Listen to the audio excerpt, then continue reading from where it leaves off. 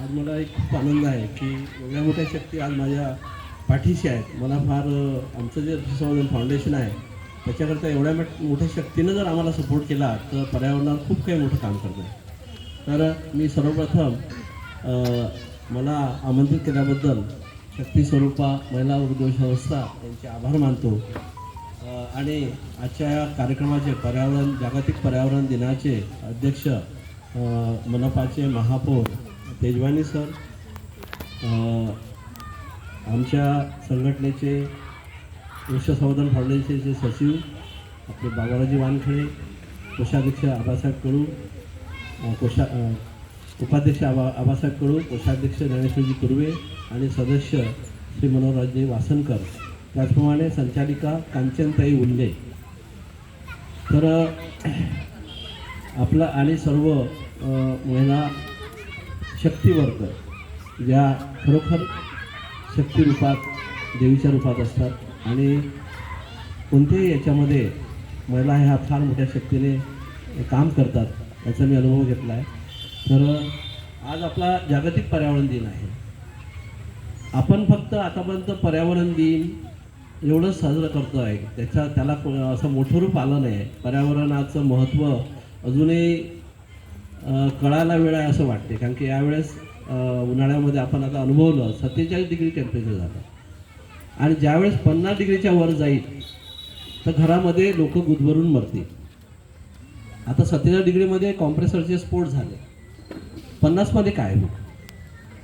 तरी आपली निराशा आहे झाडं वृक्ष संवर्धन करण्याकरता, जलसंवर्धन करण्याकरता.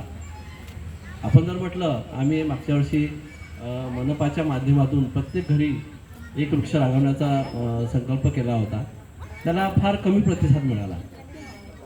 तर मी तुम्हाला थोडंसं पर्यावरणाबद्दल थोडीशी माहिती सांगतो आहे की पर्यावरण म्हणजे काय. पर्यावरण म्हणजे आपली जी जैवविविधता आहे.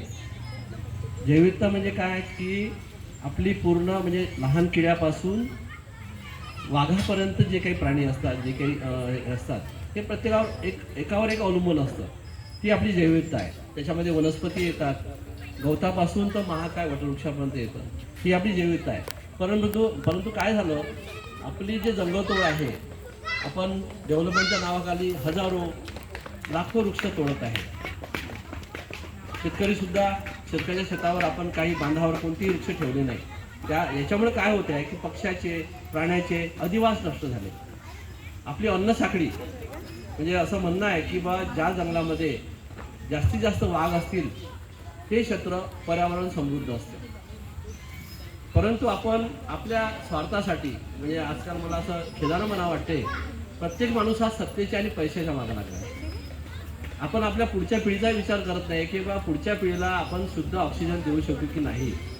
आपण जर याकडे लक्ष दिलं नाही तर आपल्याला जसे आज आपल्या पाण्याच्या बाटल्या आपण विकत घेतो, तर मला वाटते सिलेंडर ऑक्सिजनचे घ्यायला आपल्याला वेळ लागणार नाही. म्हणून मला सत्ताधारी आणि सर्व समाजसेवक आणि प्रत्येक नागरिक, प्रत्येक माणूस यांना मी विनंती करतो की प्रत्येकानं आपल्या घरापासून सुरुवात करावी. आपल्या घरी आता तुम्ही पहा, घराच्या बाहेर तुम्ही जर घराच्या बाजूला 2-3 झाडं असतील, घराच्या आतमध्ये एखादं फळझाड असेल तर 10 डिग्री टेम्परेचर कमी राहतं. म्हणून माझी सर्वांना विनंती आहे की आपण सर्व लोकांनी आपल्या घरात फळवृक्ष लावावे. आंबा कुठेही लावता येतो, चिकू आहे, सीताफळ आहे. आणि आजकाल तर अशी एक पद्धत सुरू झाली बाहेरच्या देशामध्ये, व्हर्टिकल गार्डनिंग करायला लागले. दुबईमध्ये एवढं टेम्परेचर आहे की ते टेम्परेचर असंही आहे तर त्यांनी बिल्डिंगच्या चारही बाजूला व्हर्टिकल गार्डनिंग म्हणजे पूर्ण ग्रीन कव्हर ते देऊन राहिले. आणि आपल्या इथं आता आज आम्ही आपण जर अमरावतीचा विचार केला, आपल्या महाराष्ट्रामध्ये 31% जंगल आहे, पण त्याच्यामध्ये फक्त 4 जिल्हे जे आहे, भंडारा, गोंदिया आणि जो झाडीपट्टा आहे आणि मेलघाट, याचं 33% आहे. बाकी जर आपण जिल्ह्याचा विचार केला तर 20%, अमरावतीचा फक्त 25% आहे. आज आपले CM नेहमी सांगतात की आपल्या महाराष्ट्राचं जे 33% जंगल पाहिजे ते 21% आहे ॲव्हरेजमध्ये. म्हणून आपल्याला 10 ते 11% बॅकलॉग काढायचा आहे. आताच CM साहेबांनी 300 कोटी वृक्ष लागवडीचं एक आवाहन केलं आहे आणि त्याच्याकरता हरित आयोग नेमला आहे. तर आपण त्या सर्वांचा फायदा घ्यावा. आता मला तुम्हाला वृक्षाबद्दलचं महत्त्व सांगायचं आहे की जे आपल्याला माहीत नाही. आपल्याला फक्त एकच माहीत आहे का वृक्ष फक्त प्राणवायू देतात, पण त्याच्यापेक्षा खूप काही इनडायरेक्ट वृक्ष देत असतात. म्हणजे आपण आज जे जिवंत आहोत हे वृक्ष आणि वनस्पतीवर येतात. आपण काही सत्ता किंवा सोनं खात नाही. आपल्याला खायला धान्यच पाहिजे, फळच पाहिजे, औषधी वनस्पती पाहिजे, याच्यावरच आपण जगतो.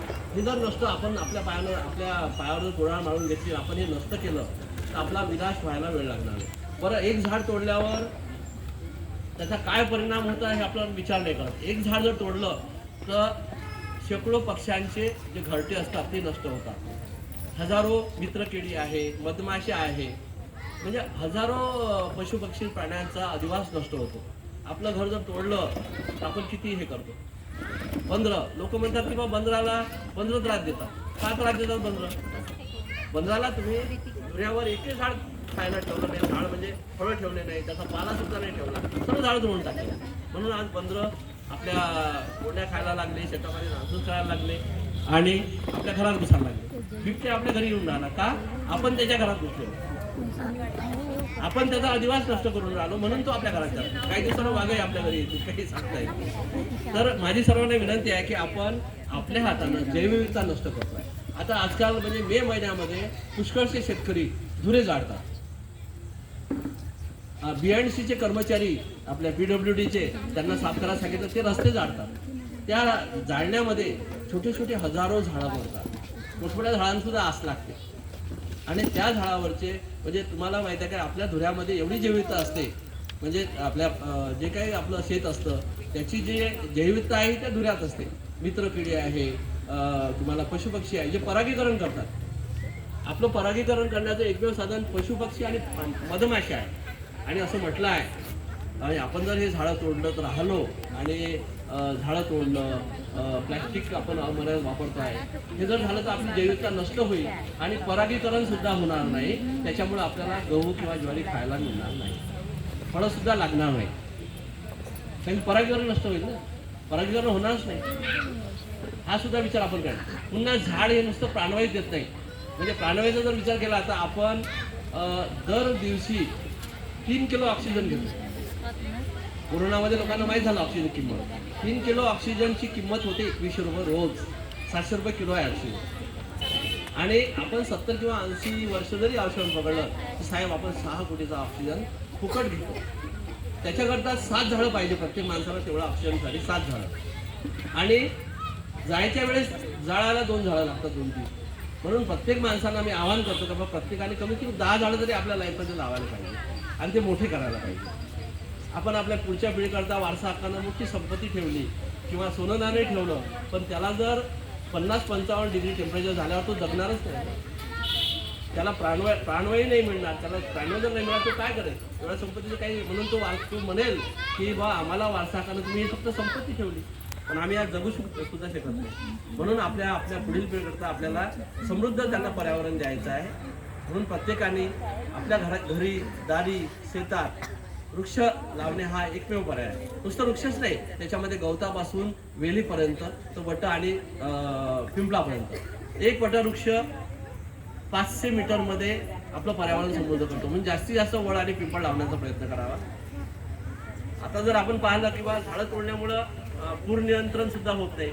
छोट्या छोट्या खेळात पूर यायला लागले, शहरामध्ये पूर यायला लागले, कारण की पाणी जे शोषून घेण्याची क्षमता ही झाडात आहे. 50% पाणी, पावसाचं पाणी झाडं शोषून घेतात.